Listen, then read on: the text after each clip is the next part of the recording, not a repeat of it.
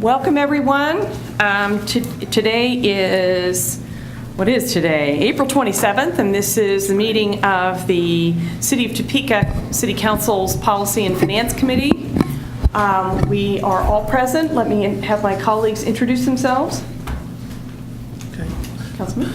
Good afternoon, Tony Emerson representing District 4. Jeff Cohen, District 8. And I'm Chair Karen Hiller from District 1. We have with us staff. Nikki, go ahead and introduce. Nikki Lee, Finance Director. And back in the back, away from the microphones, are Mary Feeney from Legal and City Manager Brent Trout if we need them. And Council Support Liz Toyne, whom I don't think I introduced last time, but who's ably taking our minutes and has managed these documents for us. With that, we are hoping today to wrap up the issue, at least I am, Yes. of tax increment financing policy. That is the only item on our agenda. In order to get started, though, I would entertain a motion to approve the minutes from April 19th. I motioned last time. Okay, I would motion that we approve the minutes from April 19th. I'll second. Moved and seconded. I do want to make sure, if you all saw early versions of these minutes, this one is slightly updated. Okay. So, no questions? All right. We just added some staff attendance and changed a couple words after the very first version came in. All right. Hearing no further discussion, all in favor say aye. Aye. Opposed, same sign. Minutes are approved. Thank you, everyone, on that. All right.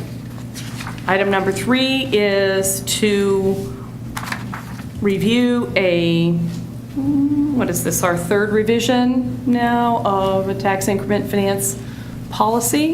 It has been vetted at 2 meetings and with comments that have come to the committee from outside meetings. There are changes in this version that is before us today. So I would entertain comments from the committee first. I've got a couple questions. Okay. Somewhere, right after our last meeting, we were talking about, or we were just chatting in the back, and they said, you know, other communities, they'll target not a district like a corner, like what we've been doing, but an actual area of town. You know, the river to I-470 straight down Topeka in Kansas or something like that. Target an entire area like that that we want to redevelop, and it would encourage developers to come in and start bidding on those different areas of that TIF district. Is any of that? I know that the Something that language we in could here do based allows on- the city to create its own district. I don't know that we talked about one that would be a long strip, but certainly some of the examples that were discussed were areas that were more squared out with boundaries. With that comment from me, let me defer to Nikki Lee and perhaps to City Manager if there's some more discussion or description. I think that what you just described is exactly what this kind of lines out, is that what the process would be like to do something like that. That's definitely kind of a direction that I think that the governing body manager needs to think about, kind of what our first step is. In the Lenexa example we thought of, that was the city saying, we want this city center area to be where we want people to develop. We're going to set this up, and then multiple developers will come in afterwards. So that's definitely something that's worked. And it's also proven to be a good way that we can start to get money for some of our infrastructure improvements in that area. It is something that you don't take lightly, because number one, once you set that district, you're declaring that area as blighted. So that's a very important distinction, that whether or not you want that perception of that entire area, you know, if it was a really large area, you know, this whole area of Topeka is blighted, do you want that or not? That's just kind of a philosophy. And then the other very important thing is that once you set that district, it does start collecting the incremental sales tax in that district. So if you all did that and then there weren't project plans that came in, and over time values in that area increase, then all of that increment wouldn't go to the school districts, it wouldn't go to the county, it wouldn't go to the city, it'd come into this TIF district fund to be used however we lay out. So it's not something that you'd want to do, probably in lots of locations over large areas a long time before you know that something was going to follow because of the way that it would set that increment up. But that is certainly something that this policy would encourage and kind of line out a process to do. Could you help out? We reordered some of the items in here by pointing out what line or what, there is a section that talks about city-created districts, is there not? That was a lot more distinct in the first version of the policy where we Okay. had the kind of, first was the district creation and then there was the project plan creation. So we actually took out a lot of those details. I'm trying to think of where in here that even is the most kind of pointed out.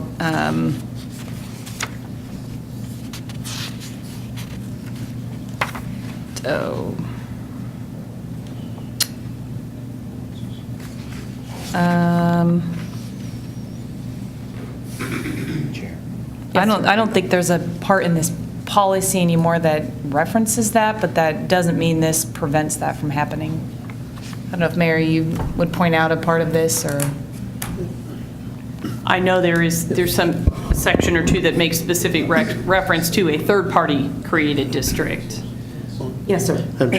Chairwoman, if I may, there are several places where it references city-initiated developments, like for instance in line 169. 168 is titled City-Initiated Developments, and then it says the city reserves the rights at its sole discretion to reduce or waive the fees. Yeah. If a redevelopment project is city-initiated and was already determined to be in the best interest. There it So is. it kind of references it by, like the back door, like, Yeah. Okay. that they can exist, but it doesn't explicitly say, I guess, that the city can. But maybe there's other language in other ordinances or statutes that say cities can. Yeah, I mean, I think the statute itself is what lines out what, I guess, what general process the city has to follow, and that would be the same process that any development would have to follow. So really, it is the statute itself that allows for that. And that's something, when we create the procedures, we would definitely make kind of a very distinct, we'd make a distinction within the procedures that what a city, kind of what a city-initiated TIF might look like versus a developer-initiated TIF. Councilman Cohen, more on that subject? Or okay. Other questions? Observations? This did include a reordering of the sections, and so that the view not only of the detail in the words, but of that flow would be important to observe now. It really, as we worked on this, it appeared that just the way it introduced itself and then the way it flowed was a key thing that the developers were reacting to. We do have a developer and a representative. Understood. Yeah, I wanted to check. Nikki, did we get any comments? We've had some pretty active participation by some folks earlier that are not here today. I haven't received any comments. Okay. And it did get sent out to the conferees that we've had before? I And thought it's so. been posted online, I think, since Tuesday. Okay. Councilman? Thank you, Madam Chairwoman. First of all, I really like the changes that yourself and Mrs. Lee have made. I think it's a much better document, just reads better. Okay. The only thing, and I just looked, and this has been in there, I think, from the beginning, the only thing I hadn't noticed before was number 7. And it just seems kind of a strange thing. It says the city has a preference for projects which include a minimum private expense requirement for the developer and a maximum permitted reimbursement amount to the developer. It just seems like, I had that same question. okay, it just seems like strange language. It's almost like, if you don't ask us for as much, we don't, we prefer you asking us for more money and us to put up less. I just wonder, does that need to be in there with everything else? So that, I think that comes from staff. That used to be in the development agreement section, and what that references is that when we have a development agreement with a developer, this makes the statement that we would ask that they, at the end of the day, invest a certain amount of money in that development, and that there would be a cap on the amount that they receive back. So in the majority of our CIDs, it says you can only get up to $900,000, and we'd expect that you would expend, $250,000 before you'd start getting any reimbursements. That is not a given anywhere in the statutes. That's not a given in our most recent negotiation. That was a very hard fought out point. So we believe pretty strongly that that was a preference in this policy. Yeah, and if I may. Please. And now that you say it that way, I understand. The way I was reading it, it's almost, when I read this, the city has a preference for projects which include a minimum private expense requirement for the developer and a maximum permitted reimbursement amount. I totally understand what you're saying, but maybe it should say require, or require a certain Would it be, minimum. I had the same question after this was done, and Yeah. it must be for the same reason. Sure, Let me propose please. a solution. If line 88, what's line 88 on mine anyway? If we said the city has a preference for projects which include a negotiated minimum private expense requirement and maximum, with the word negotiated in there, make it pop that this was Yeah, something we're because it first working on? read to me like we prefer a project where the developer's putting in less and I getting paid know. more. It confused me as well. Yeah. But I just asked Nikki what it meant, and she told me, and I said, okay. But I'll look at the city manager as well. If we inserted the word negotiated, would that take anything away from this? If it would help with the reading?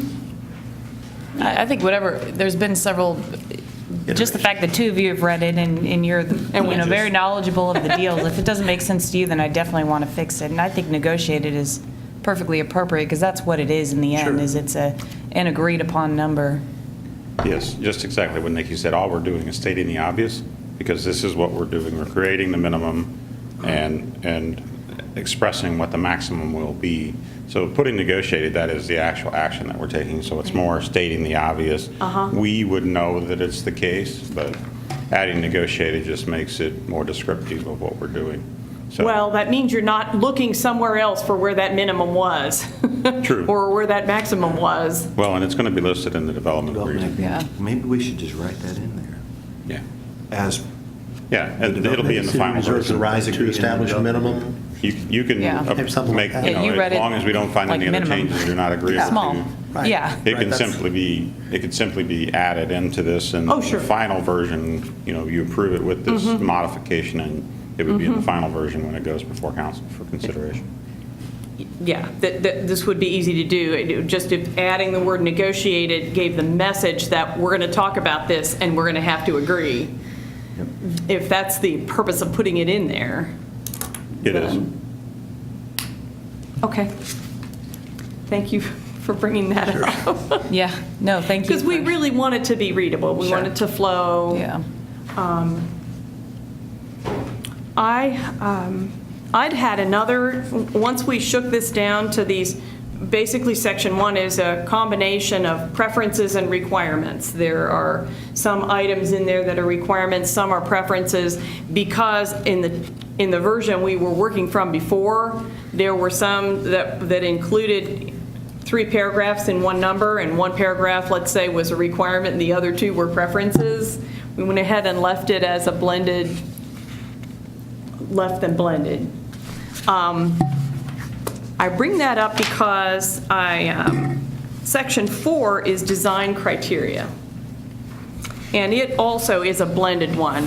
The first line says that the development proposals are expected to meet the highest design standards that we have in our adopted planning commission and governing body regulations. And then the second sentence is a preference that we are preferring innovative design that exceeds design standards.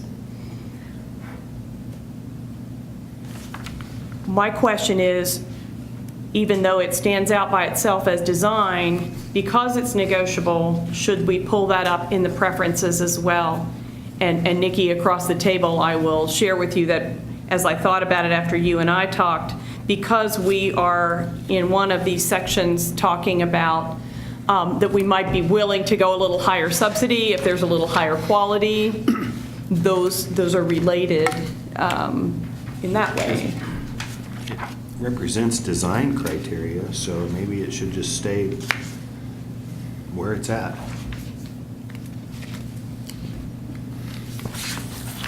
I mean, I think if you take something that, you know, refers to this section and just move it to another area of the document, it's, Well, in the preferences, we talk about money, we talk about relocation versus no relocation, we talk about prioritizing certain areas where you might locate the development. We talk about a preference for new business. So we skip around a little bit in subject matter. I just wanted to raise the issue because that design criteria in and of itself is fundamental, but if they choose to go high-end and innovative, which we've said would be a preference. maybe just add a new section to the or a new line to the preferences and just talk about, you know, innovative designs are encouraged. Well, it would I think it'd be, be all right to do that, don't you think? it might, it seemed like we maybe just didn't need both if the design criteria, Nikki felt like it jumps out by leaving it in its own section, section 4, which I respect. At the same time, because we are in the preferences, we're saying things that are required and things that are optional that we'd like to see, and some of them are interrelated. It made some sense to me to just get rid of having a section 4 and instead have design criteria become number something in this list. I might not have explained myself very well, but that's what I was thinking. So you like the design? Comments?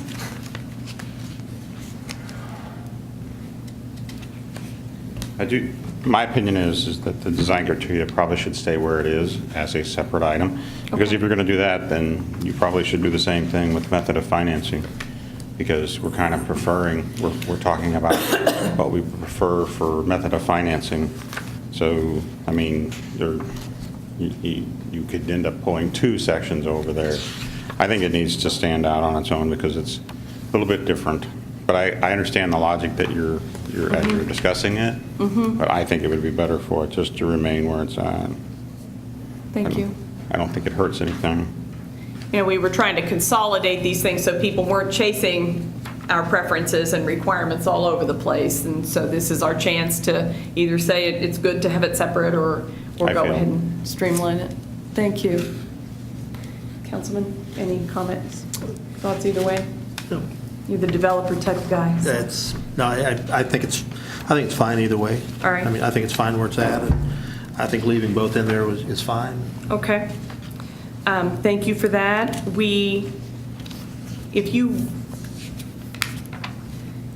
One of the other things that came up that's on line 141 of my copy is one that I'm just seeing for the first time right now. And that, there was some discussion last time about the fact that if somebody was applying for a TIF and a SID, the fees are the same or just similar? No, they brought it up, they were just concerned that they'd have to pay $30,000 here and then a whole nother deposit on the SID side. Correct. So legal and I felt like this was good language just to explain that, like, we'll be reasonable. We're not going to demand that someone walk in and give us $100,000. If really the SID has a lot of overlap with the TIF, we're going to do a lot of that analysis together anyway. So we thought that was a fair point, that it was worth stating that we would look at that kind of item and be reasonable. Councilman? If I may, would it maybe, just to point out the intent here is not to be punitive, would it maybe may I suggest maybe staff may reduce the fee if the applicant intends? Because I think it could be read, they say, oh, if I want to do a CID as well, I might have to pay more. You would never want to pay more, And the right? idea was that if the fees overlapped, if there was a fee from more than one incentive program that was for the same thing, we could combine. There's going to be certain common costs that are Rather covered. than put this, and one of the reasons staff was trying to do this was to get rid of, it was to structure things so there, you had something behind you in terms of guidelines, and I'm not sure we hit it with this language. Do we have other incentives too that someone might apply for besides a SID that would include a fee? I'm trying to think about if there's one on neighborhood revitalization or anything like that. I think one of the challenges with this language is that in the TIF policy, it's a set amount and a set procedure, that $30,000, and then the SID, it's open-ended. It says you're going to give us this application fee, and then you're going to give us this deposit, per our negotiated, agreed-upon amount. So, like in the most recent TIF and CID, we agreed that'd be about $25,000, and we had a separate agreement with them on that. So, it would be nice if it was a hard number on both sides, and we could just say we'd waive the X amount on the SID side, but it's a set number here and not a set number there.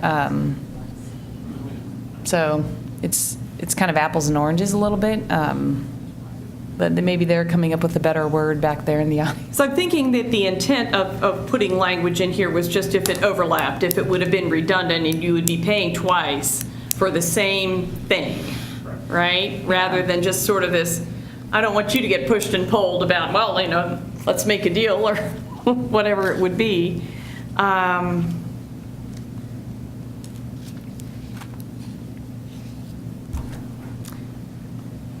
And the purpose of this would be staff may adjust fees if the applicant has applied for more than one incentive program and the fees would be redundant or something like With that. common cost or something like that. Common cost, yeah. Common cost, is that a term that gets used? Not certain. Okay.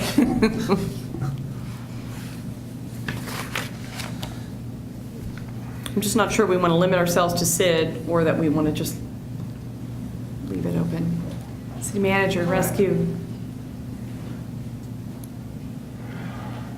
You can correct me if I'm wrong, but she did mention the neighborhood revitalization program. And we're looking at TIF. Those two programs, a project would not be able to use both of those because one is an abatement where they don't pay the taxes at all.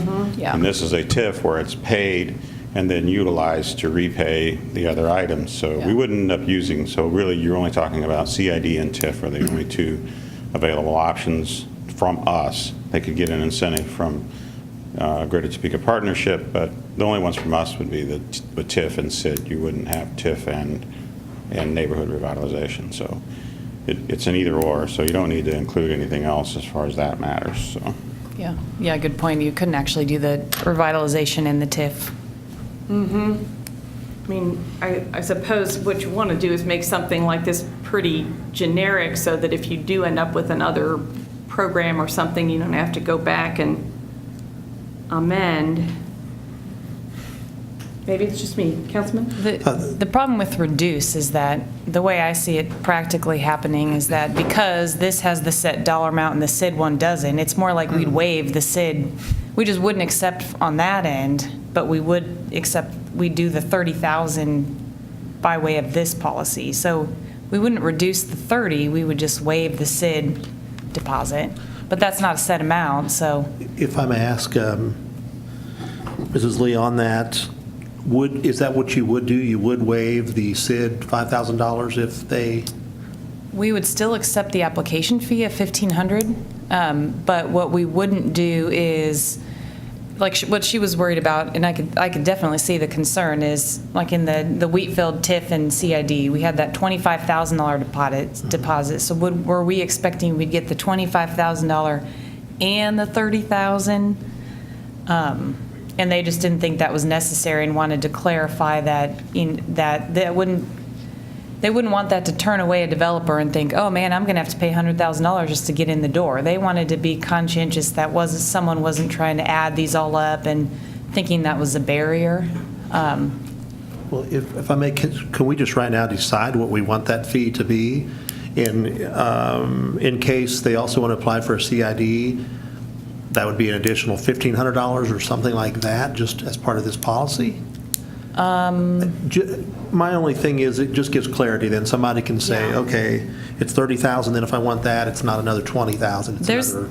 There's a couple of things that we've been thinking we need to kind of reopen up that CID policy for anyways, so I guess I'd rather kind of handle that when that's done. Okay. Rather, because it is that also is a whole nother governing body policy and with a set of procedures that would go through the same process.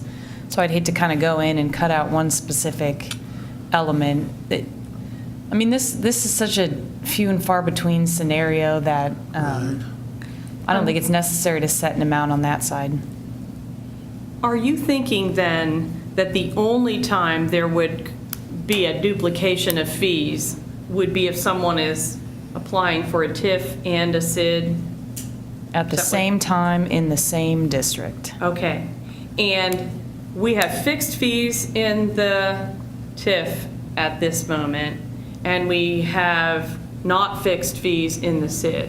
In the SID, we have a fixed application fee, but not a fixed deposit. Okay. So you would go ahead and charge the application fee for each? Yeah. Correct? Yeah. Pardon me? We would let one deposit.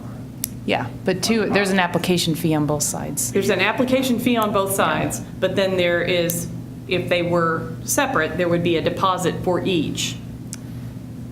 Correct? But what we're saying here is that if they were the same, then we wouldn't do that. That's what this language is saying. I understand. Where I'm going with it, as I was listening to you, is if the SID does not have fixed fees and this one does, then this one could be silent and you could use the SID to negotiate duplication, and we wouldn't have to do any language. That's why I didn't necessarily think this language was it's not really needed. I mean, if it's an important reinforcement to the developers, then no problem. Or if they're worried someone in the future would somehow say you need to pay it here and there, then I don't think it hurts to have it in there. But that's exactly why You don't want to we invite it, though. didn't think it was really needed, was because just reasonably we wouldn't charge the CID part, which is not a set amount anyways. I didn't understand that when we talked about it before, because they're fixed here, and so Yeah. we didn't feel that you would not have the authority to waive anything from the TIF policy without some authority given to you. But if you don't need it, if this would in effect, let's see, it would be the primary, and so we don't have to negotiate anything from here. If there was an overlap, you could negotiate it out of the SID. It's kind of where you're going to go with the SID, I Yeah. suppose. If you Yeah. wanted to firm up the fees there, then we do need to anticipate it here. Madam Chairwoman, if I could, thank you. I guess I don't understand, because a SID correct me if I'm wrong here, but a SID would have all the same financial requirements and stuff, correct? I mean, it would have the same amount of work and stuff and cost on the city side as a TIF, is that correct or not? A lot of it's similar, but the SID doesn't require that there be a financial like the TIF statutes require that with your project plan, there's there's been conducted a financial analysis. Okay. It's, a wise move, and we recommend it to the governing body that happen with the SID, so that would always be our proposal, but you don't have to attach that per the state statute. You could do a SID, I mean, if you all approved it, you could do it tomorrow for 1%, because there's not as many requirements from the statute side of that. And so if I may, so what is there a cost we later on attribute to a CID that we charge to the district or to the developer? I realize they don't deposit money, they pay an application fee, but don't deposit money like a TIF does, like a TIF requires right now, or, well, But we I guess keep it will. part of the proceeds. We have a small admin fee, but in the case of, like in the Southeast 29th Street Storage District CID, we did negotiate with them a a small amount. It was $2,500 where we said, okay, this is about the amount that we're going to have to pay for the financial analysis of your application and, to do our due diligence of the developer. So the point of that is that no taxpayer should be paying for any of those upfront costs of us doing our analysis of the developer, because it may not ever get past that point, and that's just really a protection of the taxpayer for not having to compensate for any of that analysis. Okay, if I may, one more time then. So seeing that this talks about a deposit of $30,000, does some of this get refunded? In the end, you have a bill like from Columbia Capital, and it's for X. So whatever's not spent gets returned? Yes. I guess in my thinking then, if the deposit's this, they just get more money back in case they're also doing a CID, right? Since the cost would be less. In other words, just say right now they give us $30,000 and there's $10,000 in a cost that's attributable to the TIF, they'd get back $20,000. If they had both a TIF and a CID, the cost would still be $10,000. They'd still get back the $20,000, so there's no cost. It's just the deposits. So I guess I also don't see any reason to put that in there, because it's going to cost whatever it costs, and they're going to get refunded the difference.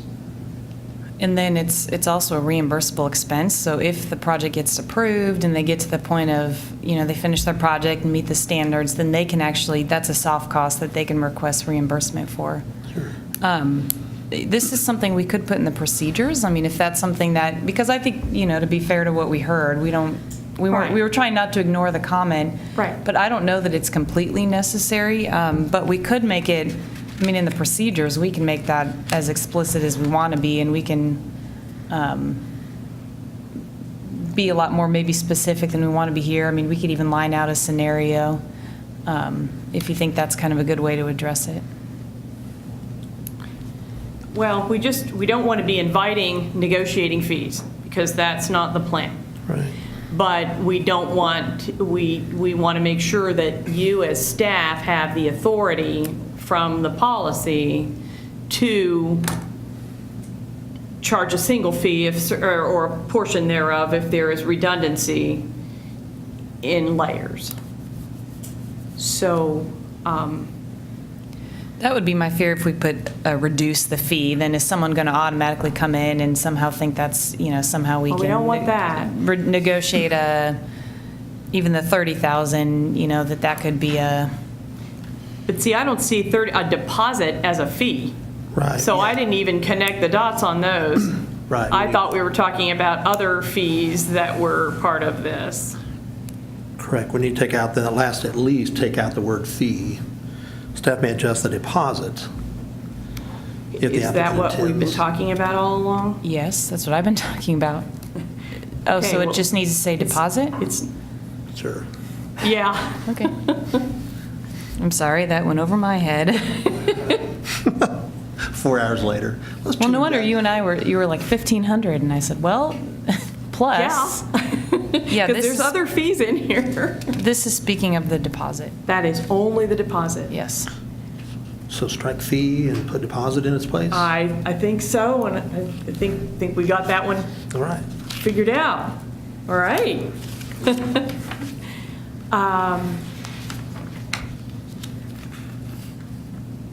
Any other, the other changes that you see that with just the redlining were the staff said best effort at reflecting what got talked about. I'm personally comfortable with all of them, but if people have anything I would then invite comments from the floor if any of you wanted to speak. Please introduce yourself and let us know. what Henry your thoughts are. McClure, McClure Real Estate. How are you all today? Great. To answer your question about the district, when we formed the College Hill District, it was kind of fluid. And we had to acquire 40 pieces of real estate to create that district. And it kind of was based on, well, are the people that we're going to be trying to buy their real estate? Are they going to want to cooperate, be in the district? Back then, we actually had the ability to condemn for economic development reasons. We never had to use condemnation in that particular project. But, you know, I wanted to try to, originally I wanted to have the campus shopping center in the, that original district, but I couldn't really get the owner on board. And you didn't want to really take an owner and like create a fight to fight the whole district over, you know, a piece of property. But having the ability to be able to renovate that at the same time, and he asked me, he goes, well, why would I want to be in your district? I said, because I have the ability to purchase your real estate for twice the appraised value and still make the numbers work on our side. And it would have been perfect timing. So that's kind of, I hope that kind of answers your question as it regards to TIF. Sometimes I'm way ahead of the program, and here I'm a little late to the program. But as you consider some policy issues, I hope that you consider some policy issues to that aren't negotiable in the development agreement. For example, a candidate coming up must be current on the real estate taxes, one of the partners, and they must come forward with a way to mitigate code violations. You know, the property might be blighted and there might be existing code violations, but they should have to submit as part of their application, you know, a step A through Z of how we mitigate those code violations. And they shouldn't be allowed to go on in perpetuity. I think that from 1,000 feet, or really 10,000 feet, when you consider the TIF projects for inside Topeka, Kansas, I think you've got to consider taking 501 out of the component. Being a lifelong real estate agent, the schools, this is my 39th year in real estate, and I still do some residential real estate from time to time. You can ask Matt Pavarnak where he got his house. But one of the lifelong issues that we've had to deal with in our community is white flight, and how Brown versus Board has affected 501 in the long run. And to take away a nickel from 501 is a bad idea. We've got to, you know, when it comes to people determining where they want to live, it's all based on their schools. And over my time, I haven't had too many people say, you know, I got to be in 501. But I, you know, definitely in Washburn Rural, Seaman, you know, Shawnee Heights, that comes up all the time. So we better figure out how to fortify 501 today and not take any money from them. We've got to figure out how people, when I left for 18 years working for the Macerich Company, developing and redeveloping shopping centers. I came home, my mom said, you got to put your daughter in collegiate. And I did for a while, but it felt like I pay so much in real estate taxes. Why am I not supporting 501? And after several years, I never felt more grounded back to the community than putting Bianca into Whitson. And then Bianca all of a sudden's got friends in the neighborhood, you know? So considering taking out the tax increment from 501, I think could be a good move in the long run.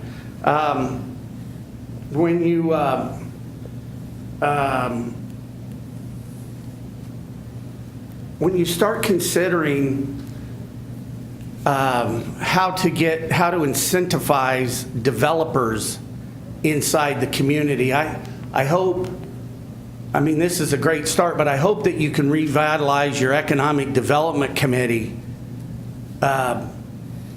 here in the city council. There are some things that are special to the city of Topeka that might not be JETO related. And having that committee where you can go and have an open forum might be real important. I think that really what in the long run, your CEID district can be your area for like a broad brush. You know, it's like, okay, hey, we really got to take the Wanamaker corridor and figure out how to incentivize retail with some of the things retail. And TIF is going to be more project driven by special projects. But I really think that you've got to come up almost with a hybrid, an economic development deal where it's some sort of, and maybe it's maybe it's a hybrid between what we've got on the books and some new way to incentivize developers. I'm trying to get some land zoned right now at 37th and Gage. And there's been a road on the books there for 30 years or 27 years. And it's like the community, they're asking me to do a market study on commercial retail in the community. Well, I don't really think that's really fair for the developer to have to do that. There's sometimes commercial development put in the right hands of the right developer can flourish, and just because there's other commercial real estate that sits fallow, I shouldn't have to pay for that.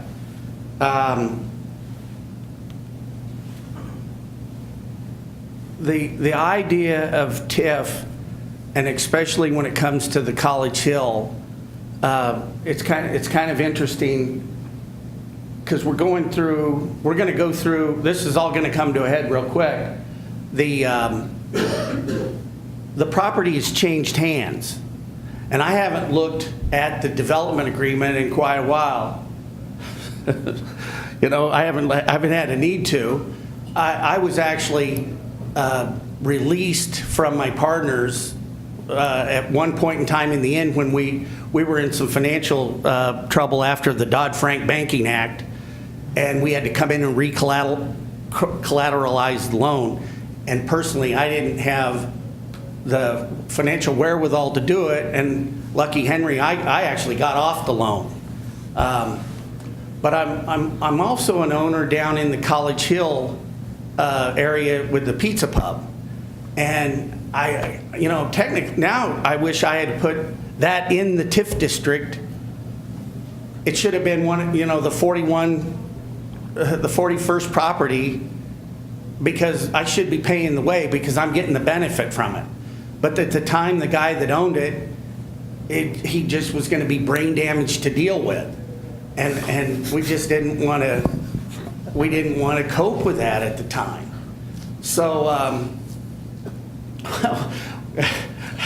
Henry, I'm going to ask if we can dial in on this policy that we're looking at Okay. today. All We're right. talking about some things that are in state law that really aren't I under our appreciate purview. that. So, And I think I've made my comments clear about some things that need to be in the development agreement. I think that taking out 501 should be something you guys should look at very seriously. And as soon as you guys come up with a final draft after this meeting, I'd sure like to be able to get my 2 cents to it. And Karen, if I rambled a little bit, I apologize for going on. But so far, I think I'm the only guy in this room that's developed it. Yeah. So I thought maybe my input. I appreciate it. We've had some might- extensive input to get to this point, I and appreciate that. appreciate it All before right.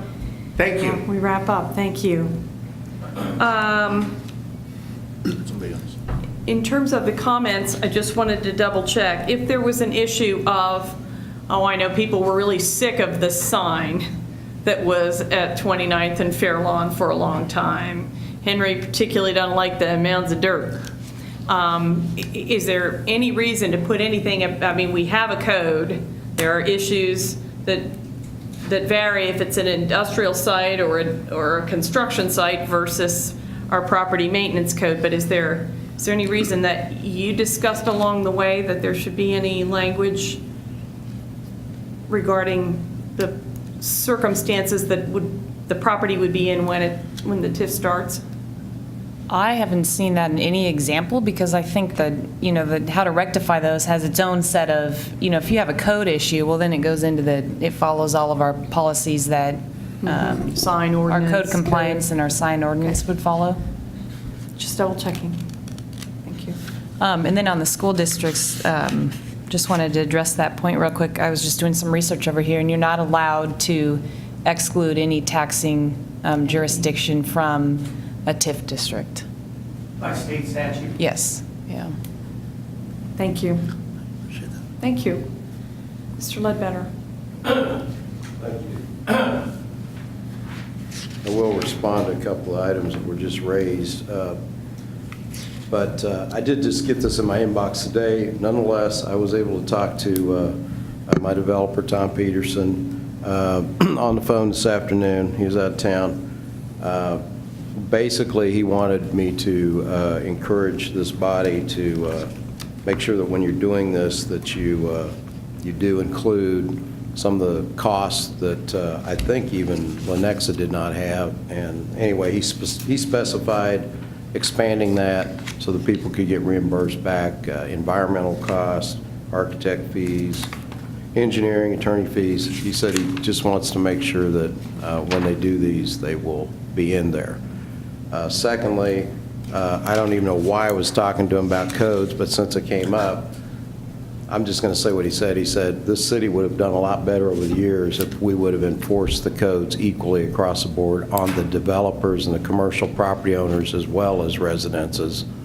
And that's got nothing to do with the policy, but since it came up, I thought it was relevant and germane. And since he's had 40 years of experience in developing here, he was appalled at how some of the commercial developers were allowed to run the city down. The other thing I wanted to add,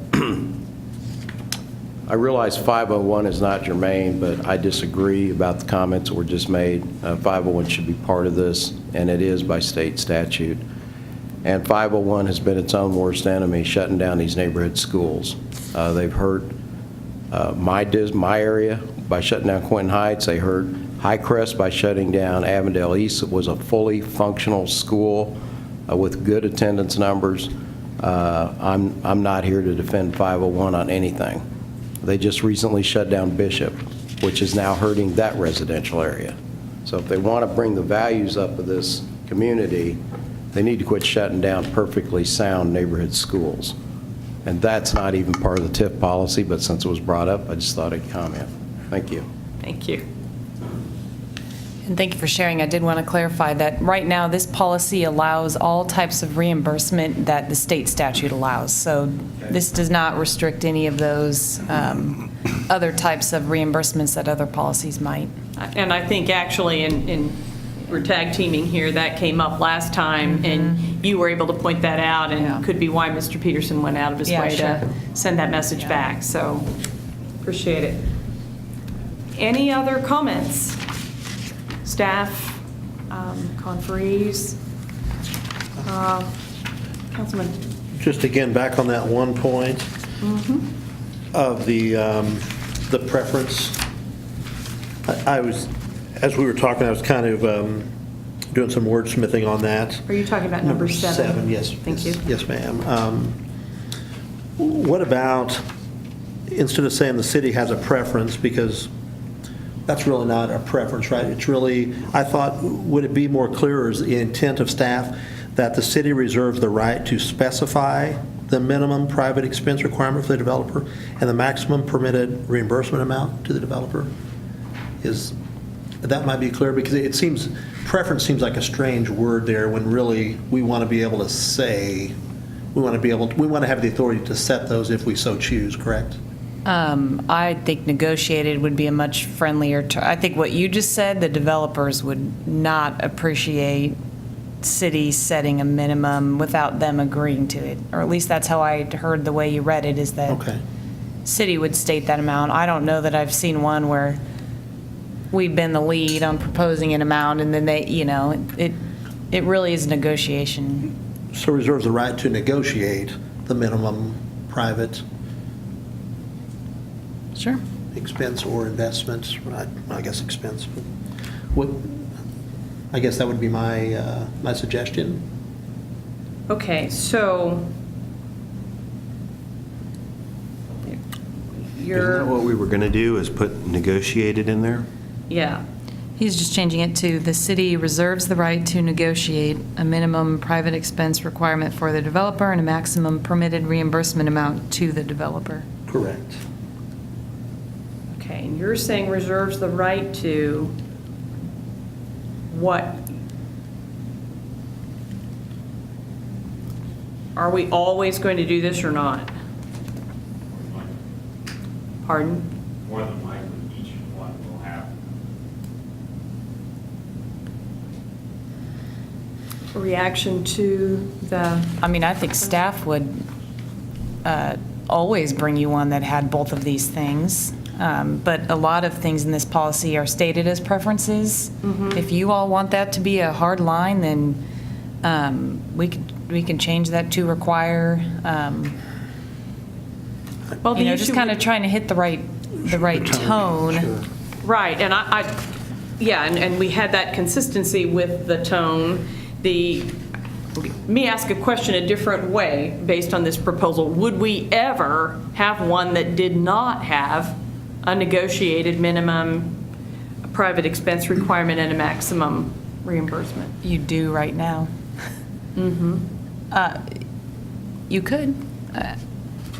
But they would be, I mean, I guess the sense that I had from you all was that they could be so different that we wanted to say preference for the most part, so that it got that negotiation on the table as part of the mix, but not lock ourselves in.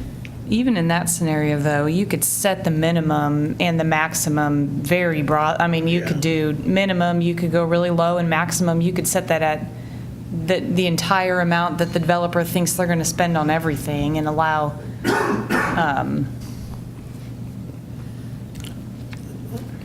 I guess my point, Madam Chairwoman, is this isn't really a preference. This is just going to be a requirement of the policy, right? That the city will negotiate a minimum private investment requirement for the developer and a maximum permitted reimbursement. I mean, it's not really a preference if it's what we're going to do, right? that's how we would, I mean, that's how staff would take this direction on this, in this entire policy, is that that would be how we would start the negotiation. I mean, that would be our expectation.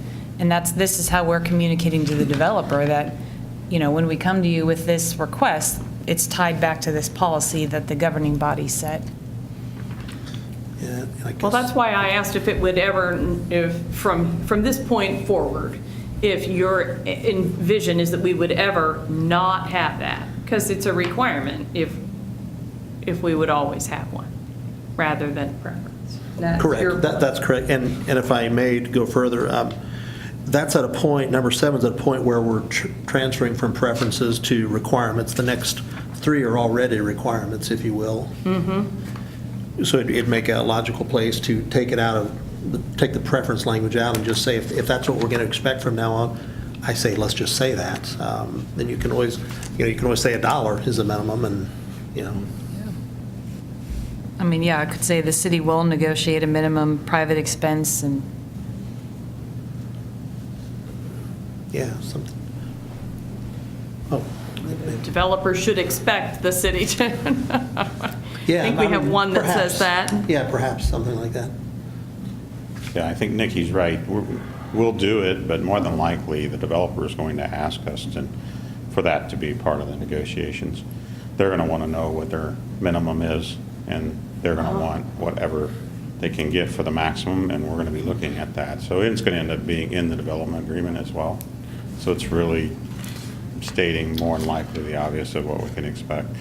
Nikki's been involved in more here than me, but I think that both of the most recent ones included that as part of the negotiations, correct? Yeah, so.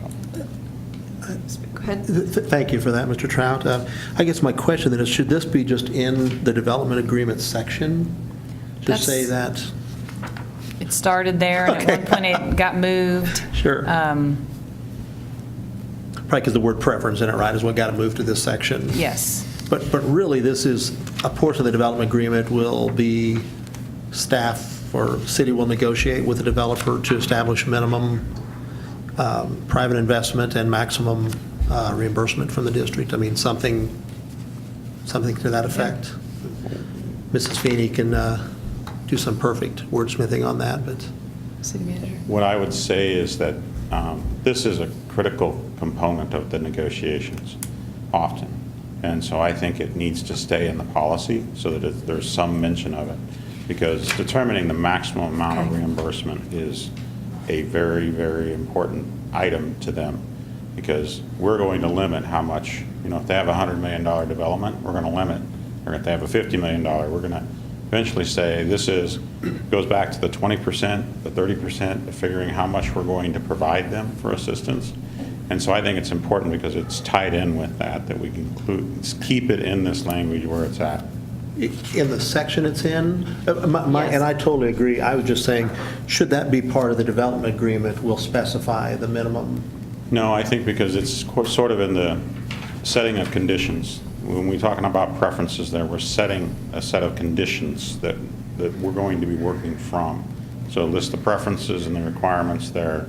It's setting the stage for conditions, and so I think it's better to leave that in. And I guess my confusion a little bit of, if that's not a preference but a requirement, is it going to lessen our? Well, we're only requiring that we negotiate. The requirement is to negotiate the way we're wording it right now. Oh, it says a preference, though. But That's the whole his section point. is preferences. With where you were proposing it, Is putting it in the development agreement, that it'll be a portion of the development agreement that's specifying this minimum, and that there'll be a minimum, a maximum of each specified in the development agreement. Right now, it just has it in the preferences section, so even if Right. it says, it's just. Tomato, tomato. I mean, the Right. important thing is that it's included in the policy. Yeah. Okay. That's the most important thing, but I think you could argue both ways as to where you're putting it. So if we said, using the kind of language we have elsewhere, the city will require a negotiated minimum private expense Yes, and a max. requirement for the developer and a maximum permitted reimbursement, just say the city will require, but we leave negotiated in there so that Yes. it's clearly part of what gets worked out. Sure. Trying here. I mean, I think to the city manager's point, all of these policies are, with all cities are in such different orders, something's here, something's there, that a developer is going to pull this up and search for, do you have design criteria? Do you speak to a cap? Do you speak to a but-for? And they're going to find it no matter where it lands, and you're going to uphold it no matter where it lands. So I think either section is workable. Well, I think, we've tried to get them all in the same place. If you want design to stay out, that's fine. I think we've talked that one through, but if we need to switch this one so it's negotiable, but it is definitely going to be in there, then let me run this again, if we simply delete has a preference for projects which include, and instead says the city will require a negotiated minimum private expense, da-da-da-da-da. Would that do it? Yes. Okay. Thank you. Mhm. Mr. McClure?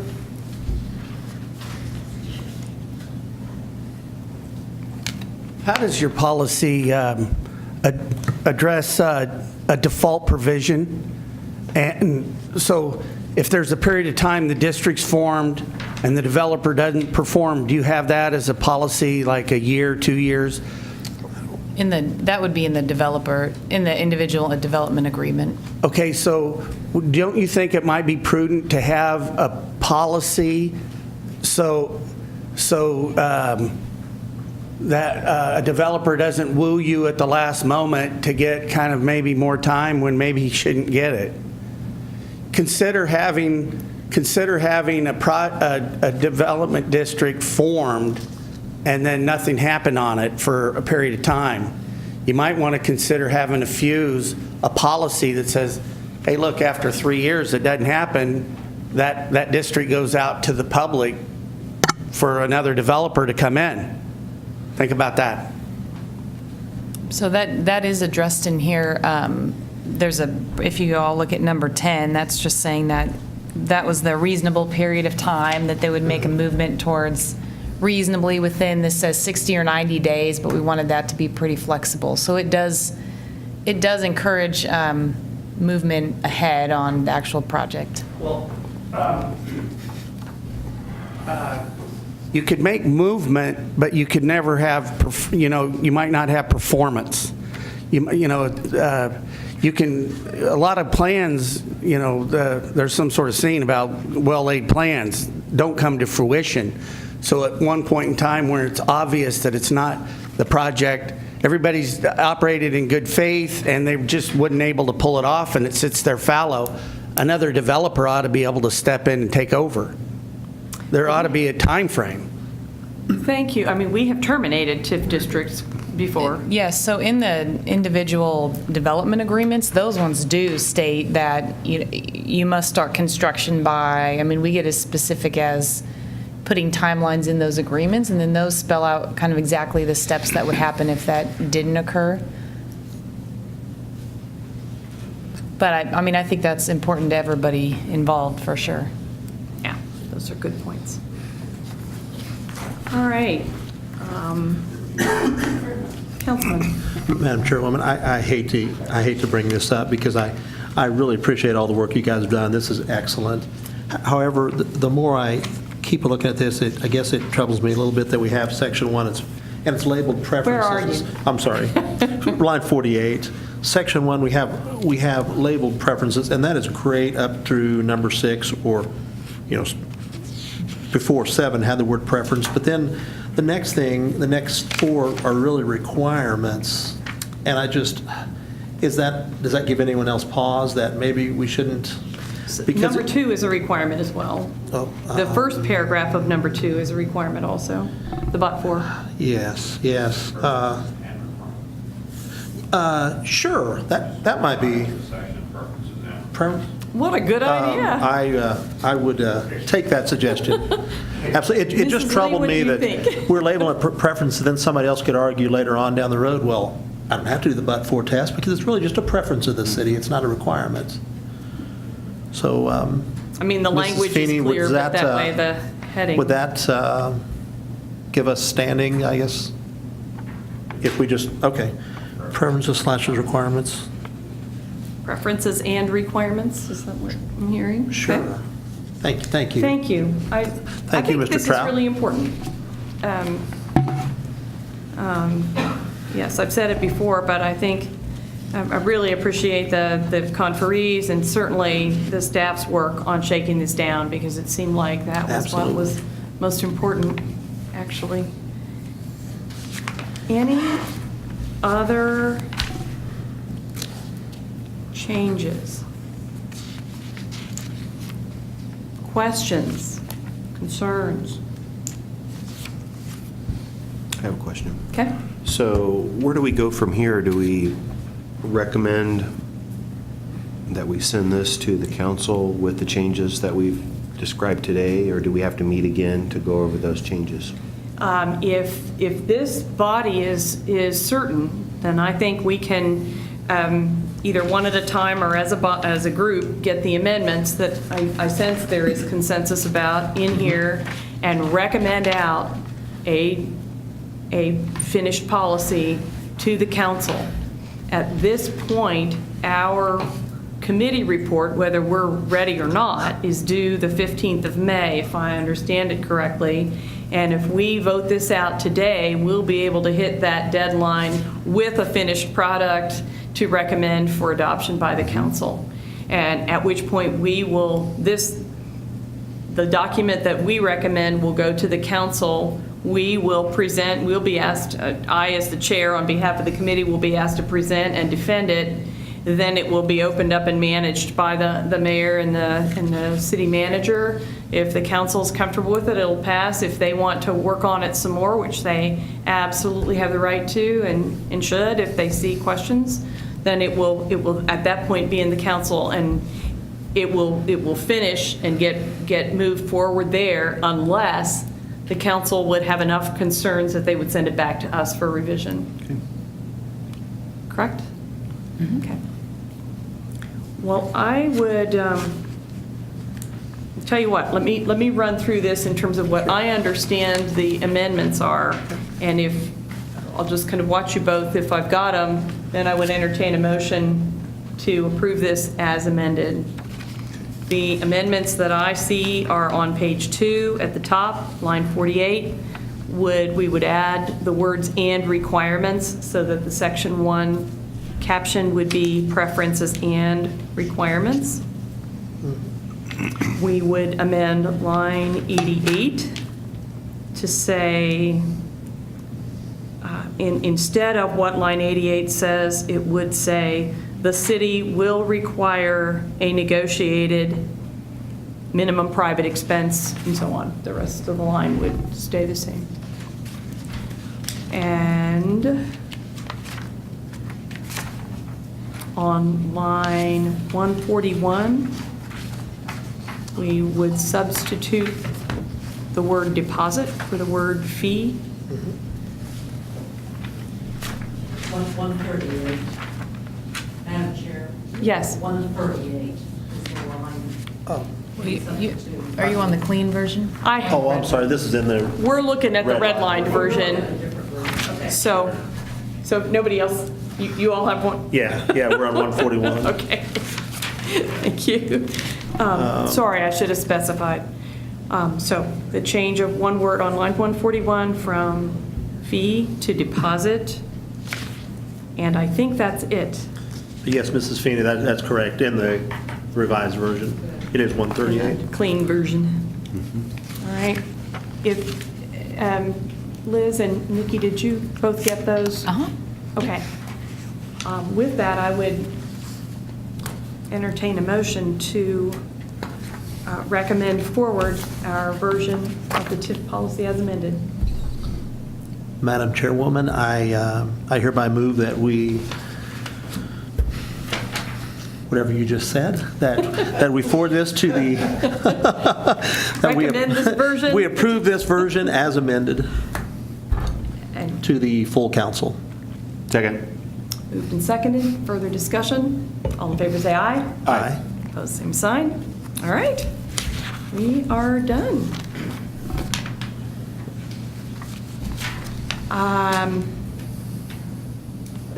Before we adjourn, we do not have any other items before the committee today. There had been discussion at our very first meeting that we might take up another topic. At that time, we talked about doing it in the fall. Unless that's changed, I would expect us to convene again in the fall to address that topic. That sounds good. Okay. Councilman? Good? Yes. Sorry. I will get with Liz and we will work on that scheduling for the fall. So unless we have something else assigned to us, we would probably not meet again until fall. Okay. So we'll set that later. With no further business, stand adjourned. Thank you. Thank you. Thank you very much. Yeah.